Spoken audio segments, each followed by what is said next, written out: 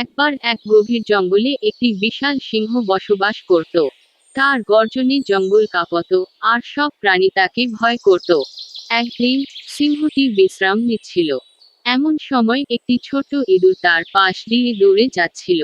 ইঁদুরটি সিংহের উপর দিয়ে লাফিয়ে যেতে যেতেই সিংহ জেগে উঠল এবং তার বিশাল থাবায় ইঁদুরটিকে আটকে ফেলল। ইঁদুরটি ভয় কাঁপতে কাঁপতে বলল, ওহ সিংহরাজ, দয়া করে আমাকে ছেড়ে দিন। আমি খুব ছোট প্রাণী, আমার কোনো ক্ষতি হবে না আপনার।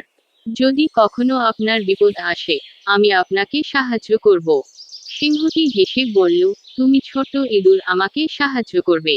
সে মজা পেয়ে বলল, ঠিক আছে, যেহেতু তুমি এত অনুরোধ করছো, আমি তোমাকে ছেড়ে দিচ্ছি। এরপর সে ইঁদুরটিকে ছেড়ে দিল। কিছুদিন পর সিংহটি এক শিকারীর ফাঁদে আটকা পড়ে যায়। সে মুক্তি পাওয়ার জন্য অনেক চেষ্টা করল, কিন্তু পারল না। তখনই সেই ছোট ইঁদুরটি ঘটনাস্থলে এসে পৌঁছল।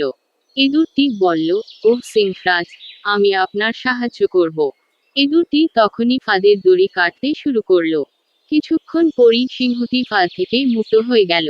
সিংহটি কৃতজ্ঞতায় ভরে বলল, তোমার সাহায্য ছাড়া আমি কখনো মুক্ত হতে পারতাম না। আমি ভুল করেছি তোমাকে ছোট ভেবে। গল্পের শিক্ষা: কোনো প্রাণীকে তার আকার বা শক্তির উপর বিচার করা ঠিক নয়। কারণ ছোটরাও বড়কে সাহায্য করতে পারে।